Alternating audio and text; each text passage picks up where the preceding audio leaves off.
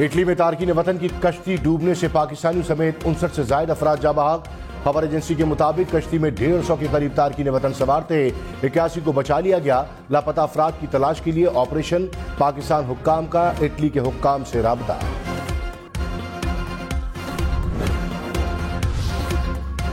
عمران خان کے کھلاڑی نے راجن پور کے ضمنی الیکشن میں میدان مار دیا۔ NA 193 میں PTI 35,000 سے زائد ووٹوں کی برتری سے کامیاب۔ تحریک انصاف کے محسن لغاری نے نون لیگ کے عمار لغاری کو ہرا دیا۔ پیپلز پارٹی کے اختر حسن گورچانی 30 نمبر پر رہے۔ PTI کے کارکنوں کا جیت پر جشن۔ سلیکٹڈ کو لانچ کیا گیا، مکمکا کا پروپیگنڈا چلا، اور اس کنسنسس کو توڑنے کے لیے تاکہ غیر جمہوری قوتوں کو زیادہ جگہ ملے، ان کو ایک پراکسی وزیر اعظم ملے۔ سلیکٹڈ کو سیاسی اتفاق رائے ختم کرنے کے لیے لانچ کیا گیا۔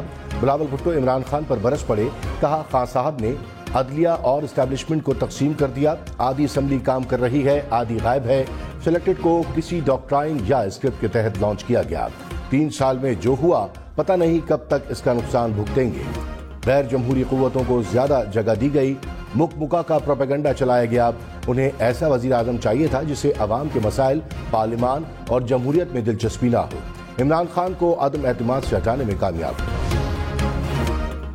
وزیر داخلہ رانا ثناء اللہ نے کہا عمران خان ملک میں افراتفری چاہتے ہیں، یہ چاہتے ہیں ملک سیاسی عدم استحکام کا شکار رہے۔ جیل بھرو تحریک ڈوب مرو تحریک بن چکی ہے۔ گرفتار افراد کو 30 روز کے لیے نظر بند کیا گیا۔ ان کے 80% افراد کہتے ہیں ہمیں چھوڑ دیں، ہمیں ورغلایا گیا۔ جیلوں کی سیر کرا رہے ہیں تاکہ انہیں جیلوں کے حالات معلوم ہوں۔ پہلے دور کی جیلیں بھریں گے، پھر لاہور اور راولپنڈی کی جیلوں میں شفٹ کریں گے۔ عثمان ڈار کے مبینہ PA کا بیان سامنے آ گیا۔ جاوید علی کا عثمان ڈار کے بھائی عامر ڈار کو 50 لاکھ روپے کمیشن دینے کا دعویٰ۔ کہا NA 67 کی 4 یونین کونسلز کے 5 ٹھیکیداروں سے 50 لاکھ روپے جمع کیے۔ 3 ماہ سے عثمان ڈار کا ڈیولپمنٹ کے لیے PA تھا۔ ایک کمپنی کو 2 کروڑ روپے کا ٹھیکہ ملا، 20 لاکھ روپے کمیشن عامر ڈار کو دیا۔ عثمان ڈار نے کہا کرپشن کی ہوتی تو ملک واپس نہ آتا، مجھ سے کبھی نہیں بھاگوں گا۔ متاثرہ شہری جاوید علی نے کہا نہ میں عثمان ڈار کا PA ہوں، نہ کسی ٹھیکیدار سے تعلق تھا، مجھ پر تشدد کر کے عثمان ڈار کے لیے کرپشن کا اخبالی بیان دینے کا کہا گیا۔ پنجاب اور خیبر پختونخوا اسمبلی کے انتخابات پر از خود نوٹس۔ سپریم کورٹ میں کیس کی سماعت آج ہوگی۔ چیف جسٹس کی سربراہی میں 9 رکنی بینچ کیس کی سماعت کرے گا۔ پیپلز پارٹی، نون لیگ اور JUI کی فل کورٹ بنانے کی اپیل۔ حکومتی جماعتوں نے بینچ کے 2 ججز پر اعتراض بھی رکھا ہے۔ بلاول بھٹو نے کہا نظام عدل میں دوہرا معیار نہیں چل سکتا۔ ایسا نہیں ہوگا کہ لاڑکانہ کا وزیر اعظم پھانسی چڑھ جائے مگر زبان پاک کے وزیر اعظم کی ٹانگ میں تکلیف ہو تو عدالت 1 ہفتہ انتظار کرے۔ کاغذ پر جعلی دستخط کو عدالت کیسے نظر انداز کر سکتی ہے؟ ایسا نہیں ہو سکتا۔ بے نظیر بھٹو کی حکومت گھر بھیجنی ہو تو ایک اداریہ کافی ہو۔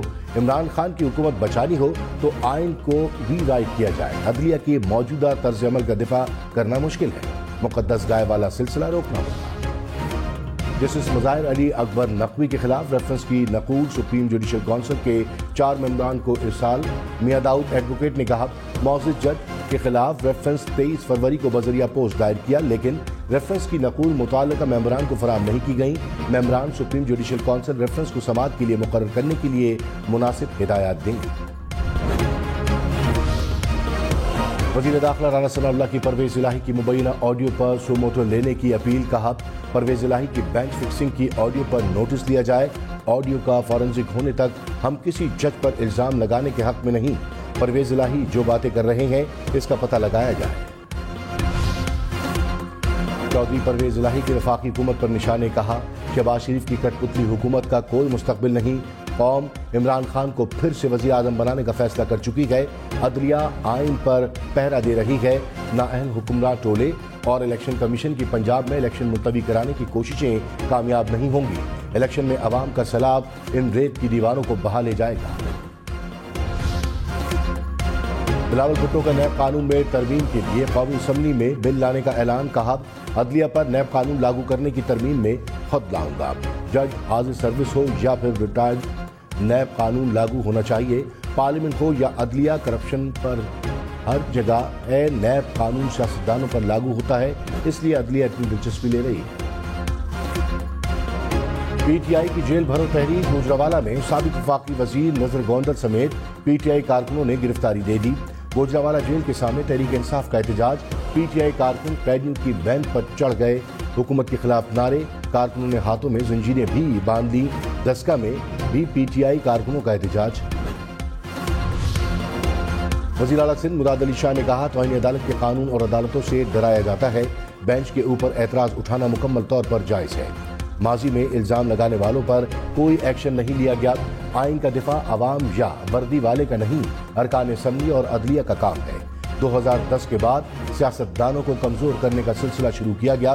قومی اسمبلی تک طاقتور ہوگی جب ارکان طاقتور ہوں۔